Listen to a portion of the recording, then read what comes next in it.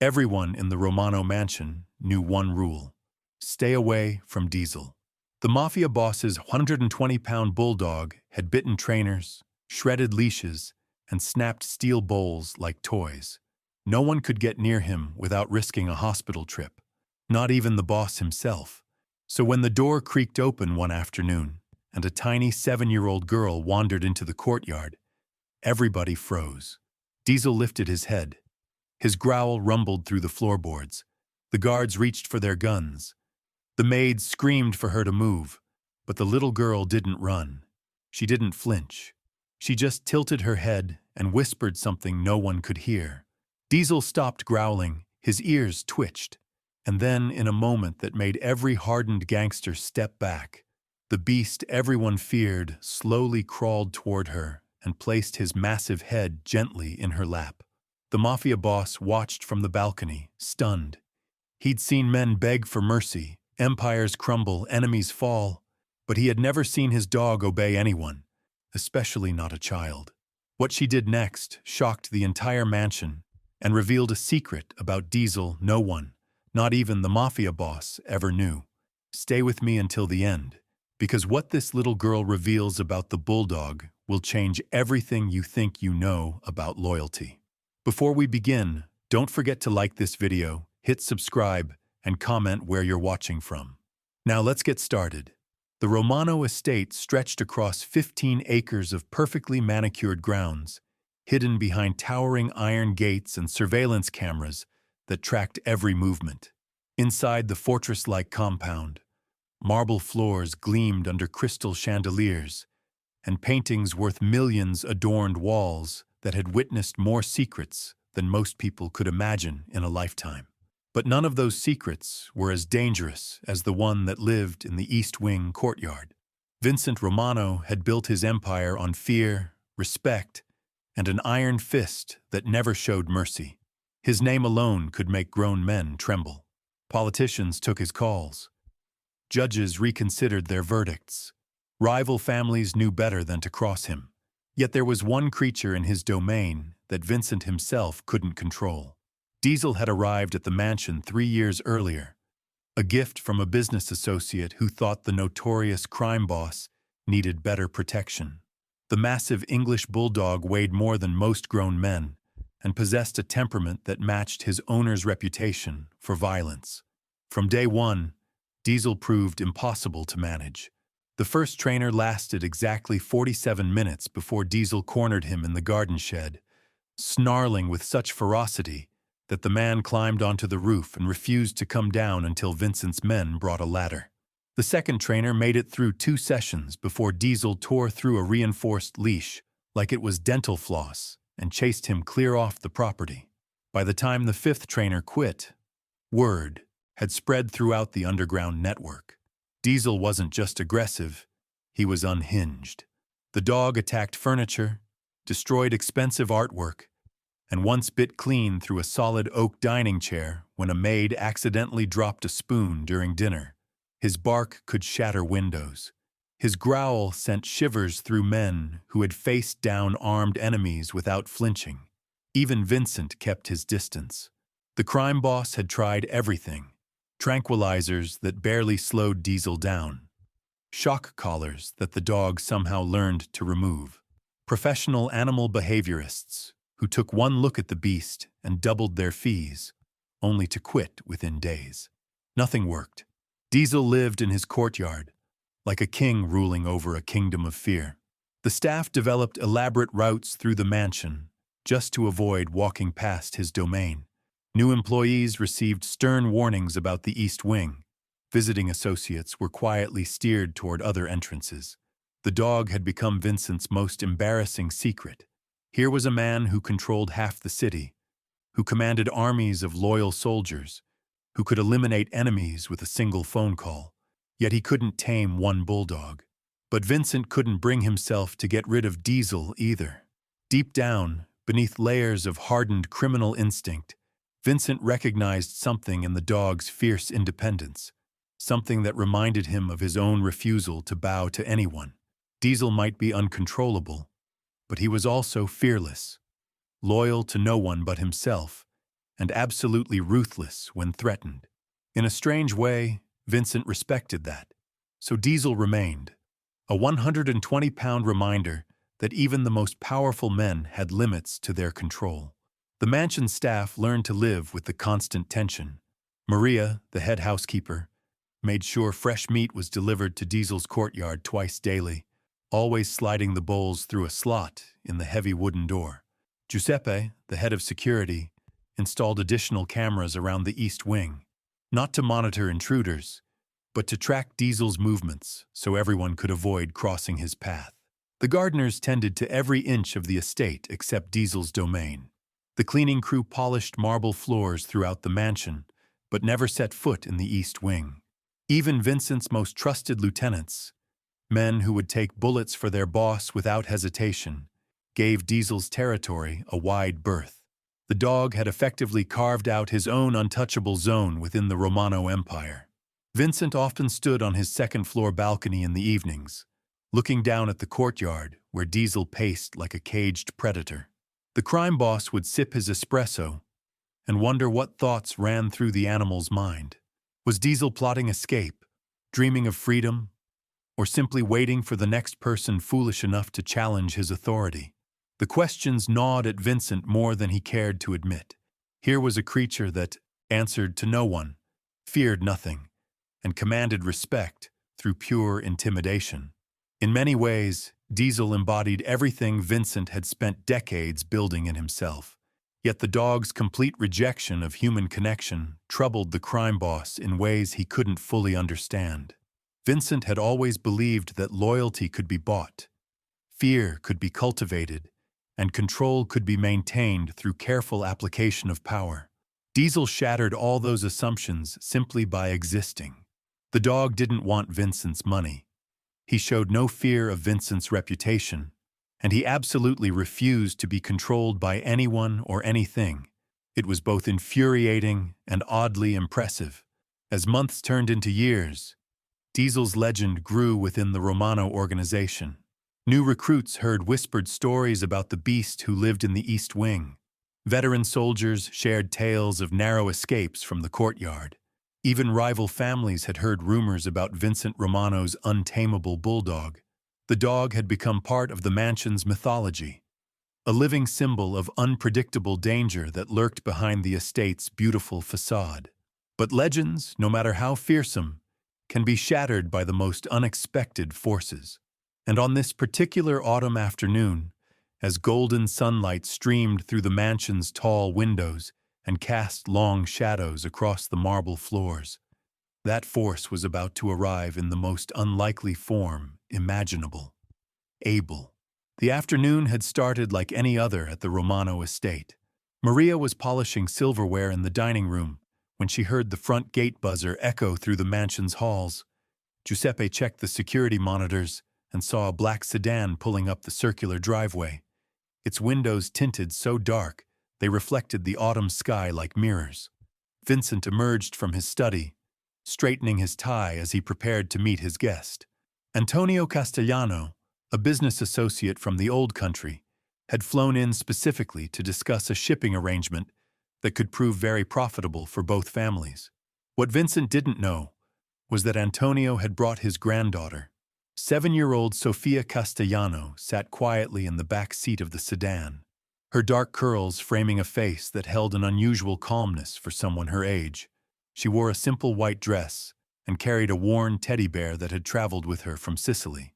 Her grandfather had explained they would be visiting a very important man in a very big house, but Sofia wasn't particularly impressed by important men or big houses. She was more interested in the stories her nonna used to tell about animals who could sense things that people couldn't.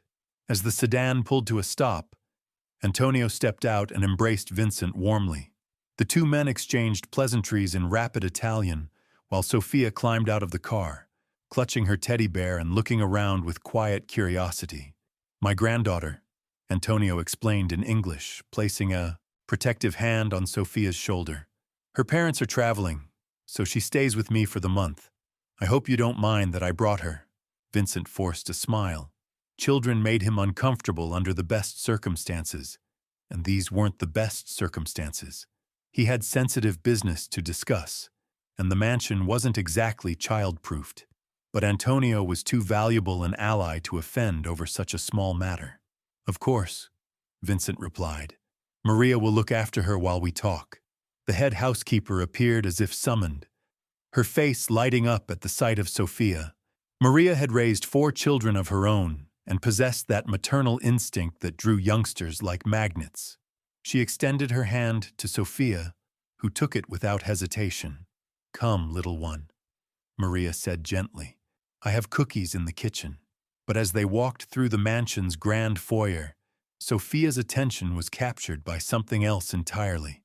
Through the tall windows that faced the east wing, she could see into a courtyard, where a massive dog lay sprawled in a patch of sunlight. Sophia stopped walking. "What kind of dog is that?" she asked, her voice filled with genuine curiosity rather than fear. Maria's expression immediately darkened. She glanced nervously toward the east wing, then back at Sophia. "That's Diesel," she whispered. "But we don't go near him, Bambina. He's very dangerous." Sophia tilted her head, studying the bulldog through the glass. From her perspective, Diesel didn't look dangerous. He looked sad. His massive frame was perfectly still, but something in his posture reminded her of the stray dogs she'd seen wandering the streets near her grandfather's house in Sicily. Dogs who had forgotten what it felt like to trust. "He looks lonely," Sophia observed. Maria's eyes widened in alarm. No, cara mia. He is not lonely. He is mean. Very, very mean. Come, let's go to the kitchen." But Sophia's attention remained fixed on the courtyard. As if sensing her gaze, Diesel's head lifted. Their eyes met through the window, and something passed between them. A recognition that neither fully understood, but both felt in their bones. The little girl smiled and waved. Diesel's ears twitched forward. Maria noticed the exchange and quickly steered Sophia away from the window. "Come now," she insisted, her voice carrying a note of panic. "Mr. Romano would be very angry if something happened to you." They spent the next hour in the kitchen, where Maria plied Sophia with homemade biscotti and fresh milk, while keeping up a steady stream of chatter designed to distract the child from thoughts of the courtyard. Sophia was polite and appreciative, but her mind kept wandering back to the sad-eyed dog she'd glimpsed through the window. Meanwhile, in Vincent's study, business proceeded smoothly. Antonio and Vincent discussed shipping routes, payment schedules, and the intricate logistics of moving certain goods through certain ports without attracting unwanted attention. Both men were pleased with the arrangements they were negotiating.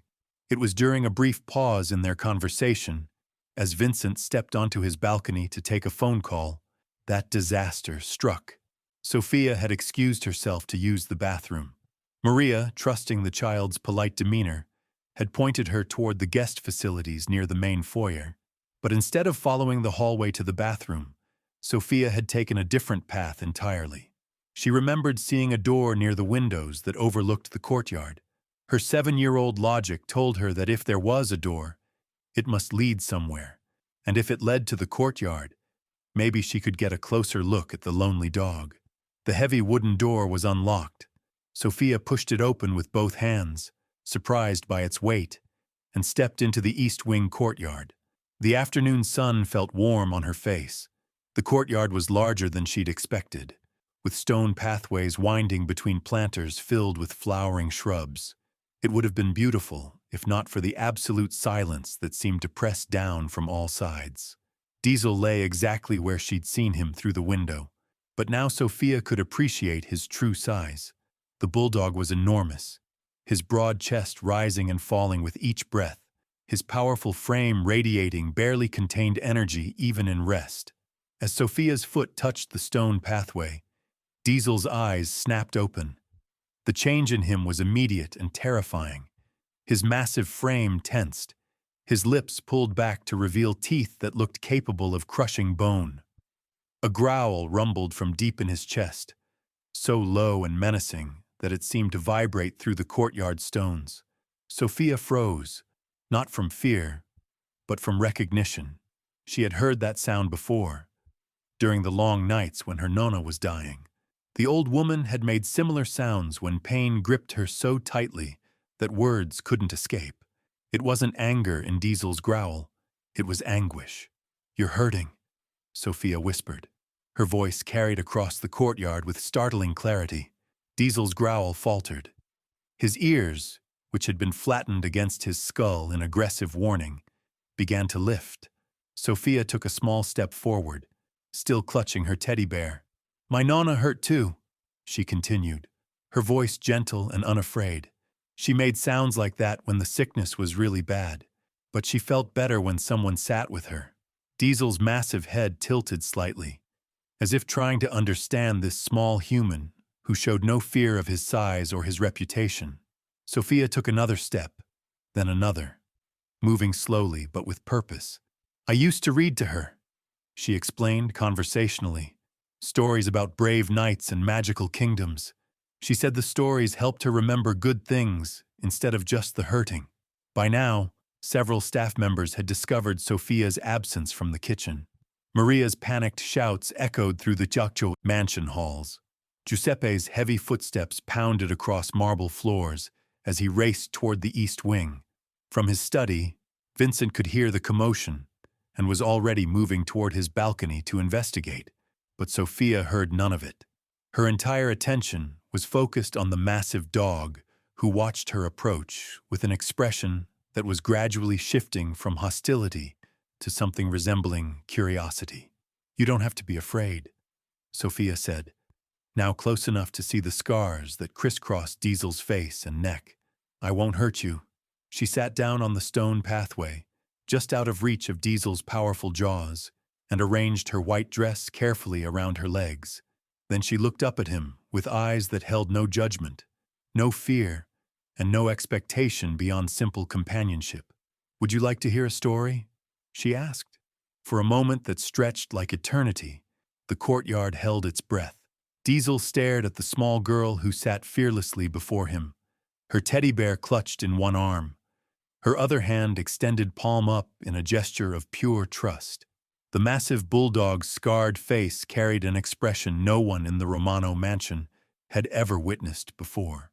Confusion mixed with something deeper, something that looked almost like recognition. Then Diesel did something that defied every instinct the hardened criminals upstairs believed they understood about power and dominance. He lowered his enormous head and took a single, careful step forward. Maria's screams from inside the mansion grew more frantic. Giuseppe's boots thundered down the marble staircase as he raced toward the courtyard. Vincent Romano himself appeared on his balcony, his face pale with disbelief as he watched his untamable beast approach the child with movements so gentle they seemed to belong to an entirely different animal.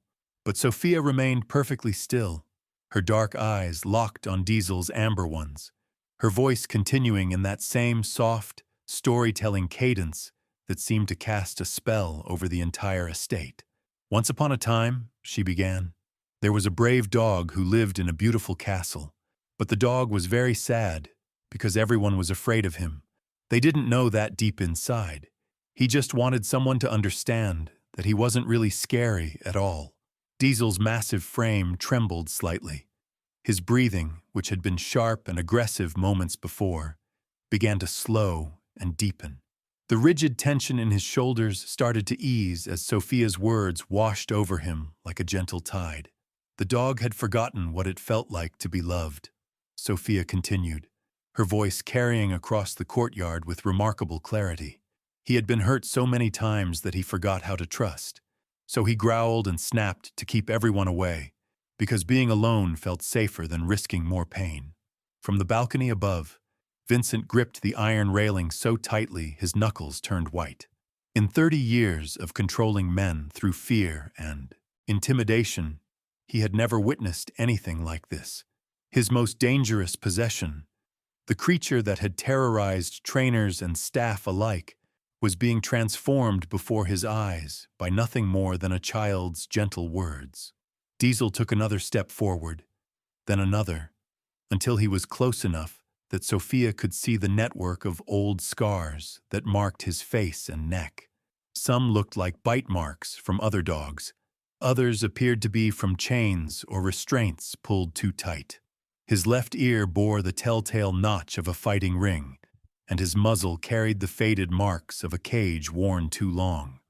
Sophia's expression didn't change as she took in these signs of Diesel's brutal past. If anything, her eyes grew softer with understanding. "You were hurt before you came here," she whispered, and it wasn't a question. "Someone was very mean to you, weren't they?" Diesel's ears flattened, but not in aggression this time, in shame. His massive head drooped as if the weight of his memories had become too heavy to bear.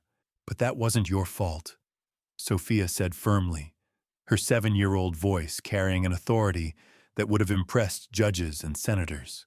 "Being hurt doesn't make you bad. It just makes you scared." The little girl slowly extended her hand, palm still up, fingers relaxed and unthreatening. "My nonna told me that scared animals need extra patience. She said you have to show them it's safe to trust again, one little bit at a time." Diesel stared at her outstretched hand for what felt like hours, but was probably only seconds.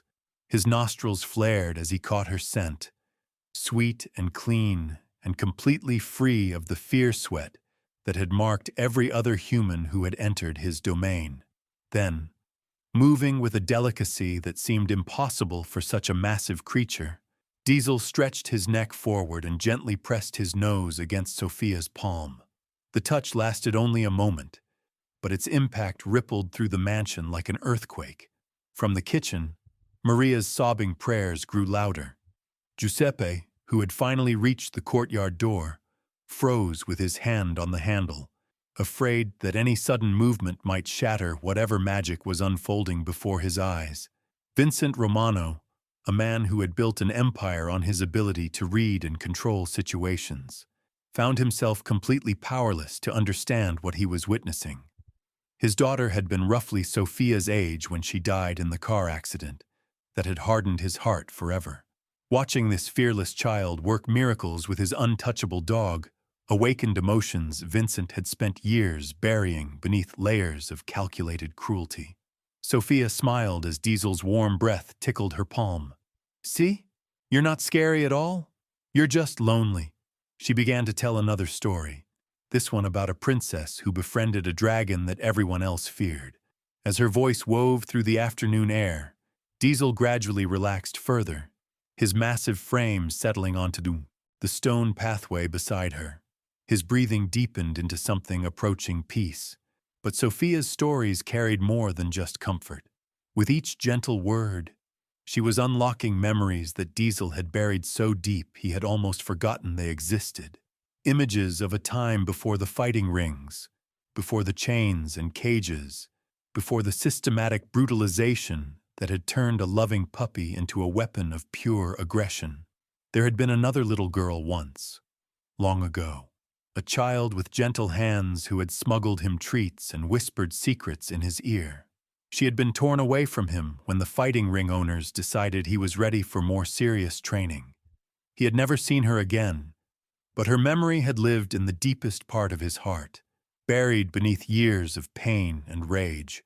Sophia's voice was different from that long-lost child's, but her fearlessness was the same. Her kindness was the same. And for the first time in years, Diesel remembered what it felt like to be more than just a monster. As the afternoon shadows grew longer, Sophia continued her stories.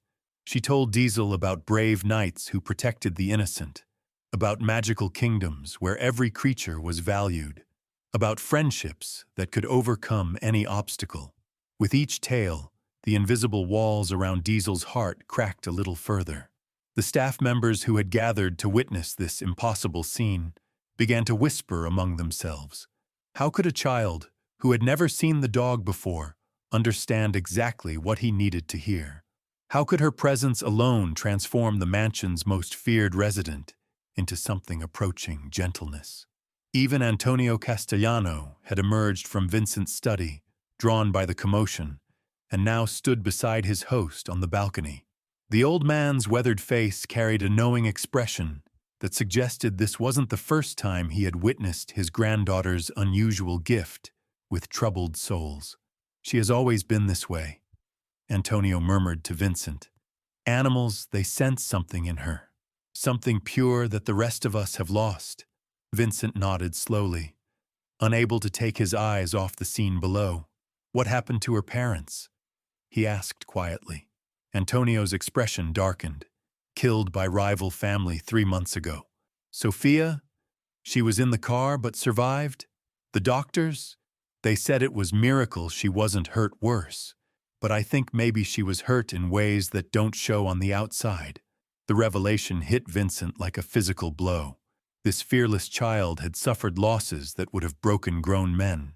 Yet here she sat, offering comfort to his untamable beast with a generosity of spirit that shamed every hardened criminal in the mansion.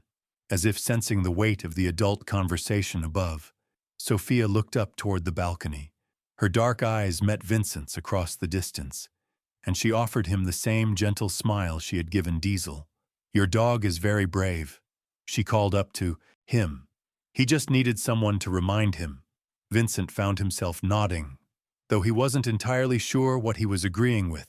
Nothing about this afternoon made sense according to the rules that had governed his life for decades. Power came from strength and fear, not from gentle words and patient kindness. Control was maintained through dominance, not through understanding. Yet here was proof that his fundamental assumptions about the nature of strength might be completely wrong. Sophia had accomplished in 20 minutes what teams of professional trainers had failed to achieve in 3 years.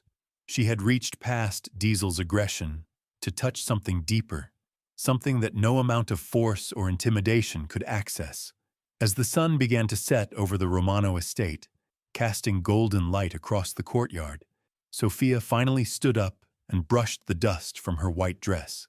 Diesel immediately rose as well, his massive frame positioning itself protectively beside her much smaller one.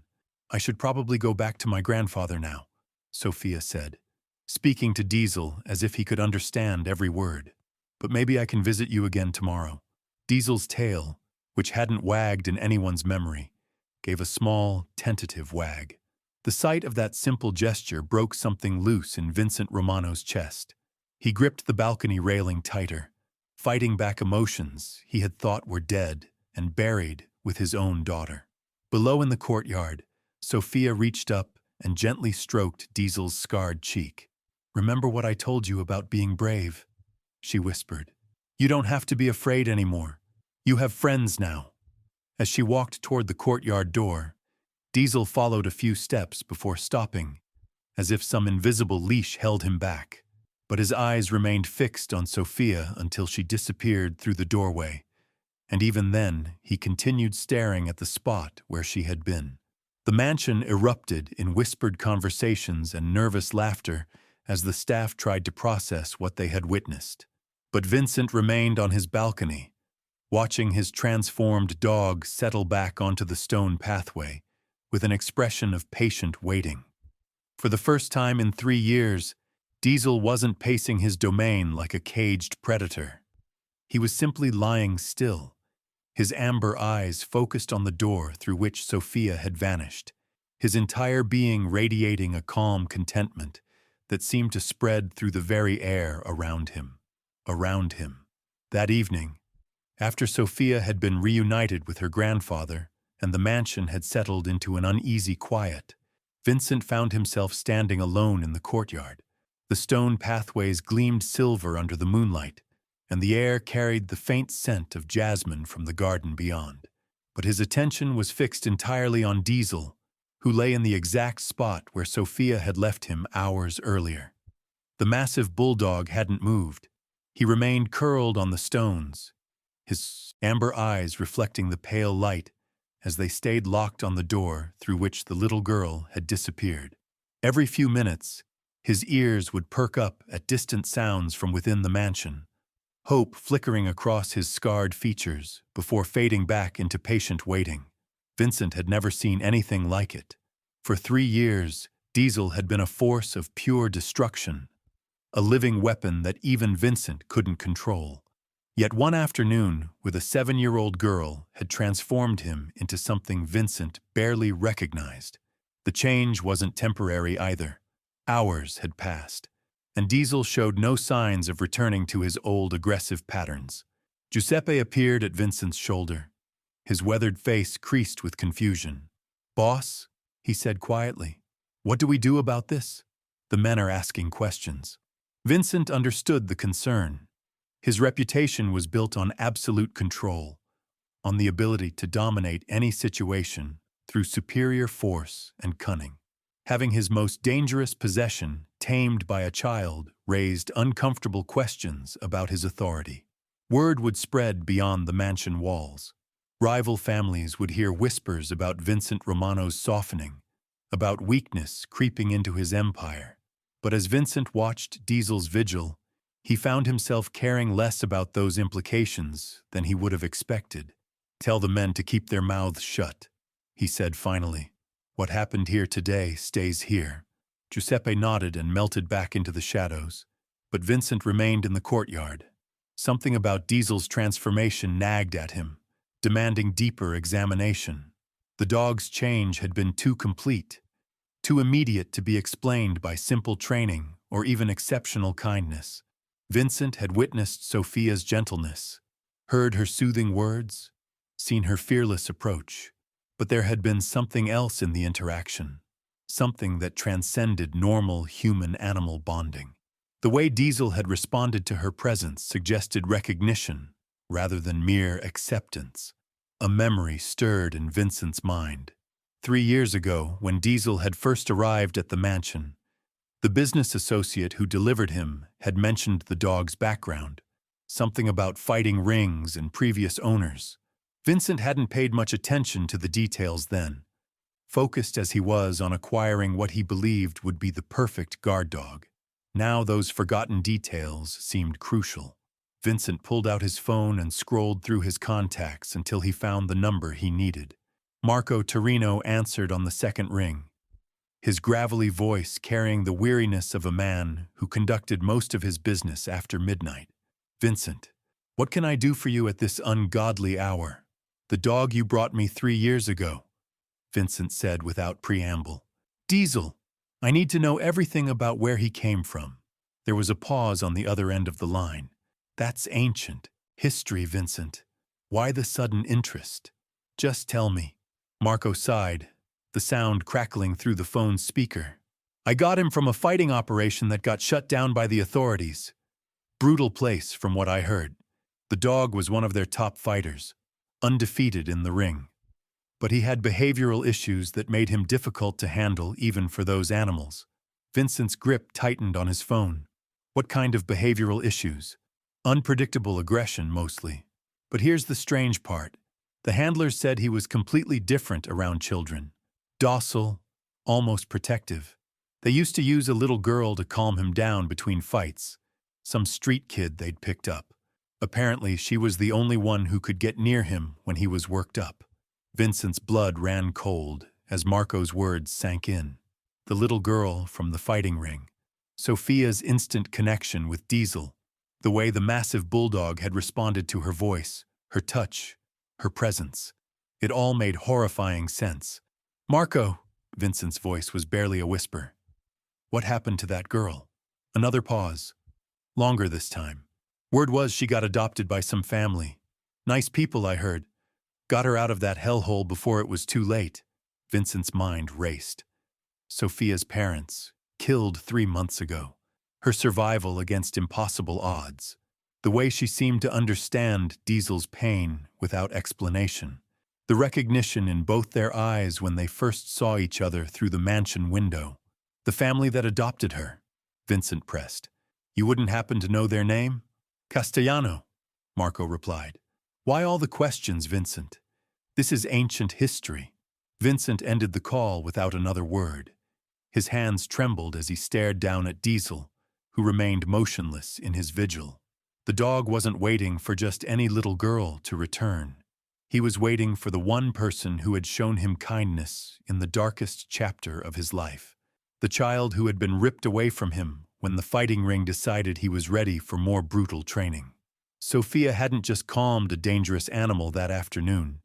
She had reunited with her oldest friend, a friend who had never forgotten her gentle hands, her soothing voice, her fearless heart. Diesel's transformation wasn't magic or miracle. It was recognition. It was love. It was the unbreakable bond between two souls who had survived hell together and found each other again against impossible odds.